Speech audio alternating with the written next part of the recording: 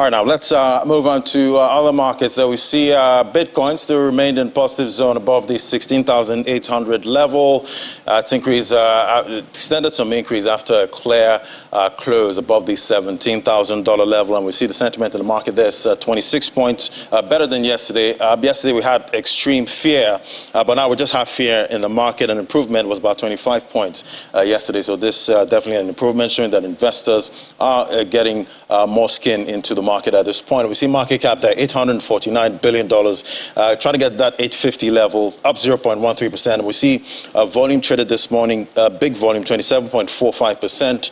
up, and Bitcoin dominance 39.02%. Looks like it wants to inch below that 39% level. Let's look at the price of Bitcoin. 17,210 did stay above the 17,000 level, and it looks like it's getting more upward correction at this point, 0.09%. And we see that also we see investors, the crypto market also looking towards that US CPI data for December. Maybe if it comes out, better than expected, we might see some a rally in this market and some of those U.S. equities markets there. Volume traded $16.35 billion. We look at Ethereum there, that's $1,300. Did manage to stay above the $1,200 level for most part of 2022, and now we see the 1,300 up 1.25%. And obviously the Metaverse, that was trending, in 2022. Let's talk to Akash Growell, founder, Metaverse, joining me via Zoom. Great to have you. Same here, Larry. Thank you for having me here. Good morning. Good morning. Yes, I was saying about Metaverse in 2022. We're hearing a lot about the Metaverse. There was hype, and we saw, Metaverse projects actually, do well at some point, last year, and also in 2021. And interestingly, some companies leverage, the Metaverse, for their business in 2022. How did that work out for them? Well, that was pretty awesome, actually, Larry. And you know what? Actually, when you talk about hype, Metaverse actually is one of the most hyped technology concepts right now. And what we're seeing is, if you look at it from the outside, it's all the AR, the VR, the immersive experiences that we see being created by games and the brands. I mean, that sometimes leads to a lot of unrealistic expectations.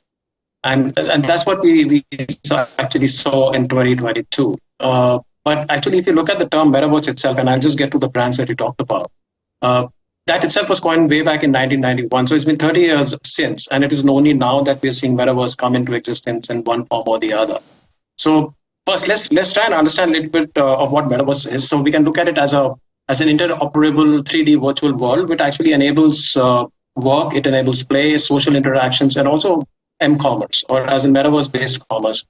And actually, this is where it becomes very interesting for brands and organizations actually to come in and see as to, what is it that they can do to stay relevant for the customers, and what experiences that they can build within the Metaverse itself. So talking of 2022 in terms of what brands did, if we go back to March of 2022, we had the first ever fashion week being held in the Metaverse. And almost 60 top brands from the fashion business actually participated in that. The event was attended by over 100,000 visitors during the 4-day event. Now, other than having a whole lot of fashion shows within the Metaverse, where you could, where the brands actually put on digital clothing on avatars who would walk down virtual ramps, visitors actually could purchase physical products in the Metaverse via NFTs and have them delivered to them in real life. So this is where actually it opens up a whole new genre for brands to interact and engage with customers. So that is what we are seeing. If you look at, I'll give you a few more examples. So if you look at brands like Gucci, they have set up an entire Gucci town in another Metaverse called Roblox. And this is where, since they're set up in 2021, so far they have had close to about 38 or 39 million visits. Now, similarly, Nike set up Nike Land in, I think, late of 2021 or early 2022, and they have had about 29 million visits to their Nike Land itself. Which actually real-life existence or which real-life initiative could actually help a brand expose or help a brand engage with so many customers at one point in time. So that really is the opportunity that brands are leveraging. And what we are seeing is brands across sectors, all the top brands across sectors, whether you take automotive, you take financial sector, you take consumer goods, they are all now engaging and experimenting in the Metaverse. So, and if you look at it from the investment perspective, so McKinsey came out with a report sometime in 2021, where they reported that about $120 billion had already been invested by the first half of 2022. And that was almost about a double of the investments in 2021. So that is the level of engagement that we're seeing right now. Quite interesting. And it's happening across. It's super exciting. Quite interesting, Akash. But obviously, do you see quite an impressive brands we saw taking advantage of that space in 2022? But what are you seeing for 2023? Do you see more brands flocking to the metaverse, and do you see the hype continuing? Oh, absolutely. So I think so. One thing we have to notice is that the hype, while it existed, it is also waning down a little bit. And what we are seeing is underlying this is the real use cases that are rising to the top. And that is what we have seen when brands like Nike or Gucci or Louis Vuitton or Burberry have gone in and created some real life examples where actually they've been able to engage with their customers and also generate revenues. So I think that trend is definitely going to continue. And if you look at it, Metaverse again, so we have the Web2 natives. So for them, Web3 is a natural progression or a natural extension. In addition to this, what we will also see is as more and more experiences get created within the Metaverse itself by brands, by gaming companies, it will attract new customers absolutely in there. At the same time, because of technological advances which are happening, AR and VR, the immersive experiences themselves will begin to improve. So it actually becomes a positive cycle where as more and more customers come in, more and more brands will continue to get attracted towards this. And if you look actually beyond the next year itself, and we look at some of the estimates which have been put forward by some of the leading companies, so McKinsey estimates the Metaverse opportunity itself to be in the range of about $5 trillion by 2030. Citi estimates this to be anywhere between $8 trillion to $13 trillion by about 2030. Yeah, that's right. All right. So, just for context, Larry, I'll just take one point here that e-commerce today is about $4 trillion, and it's taken us about 20 or maybe about 20 years, about just over 2 decades to get there. And this is the opportunity that we're looking at Metaverse in the next about 8 to 9 years.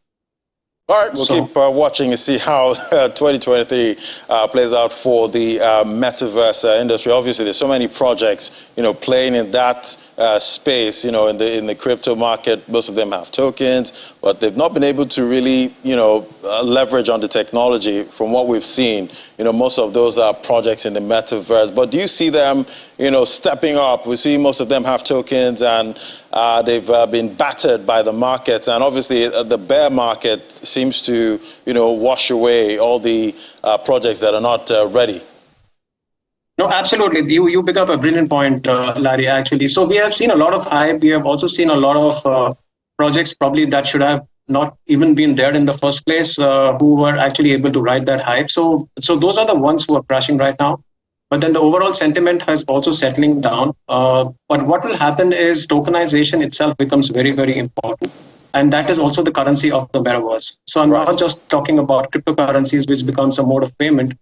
There are also CBDCs also which get integrated. And then on the other side, we have tokenization of assets in terms of tokenization of real life products. So if Tommy Hilfiger is selling a jacket actually within the metaverse, it all starts off with a tokenized version of that.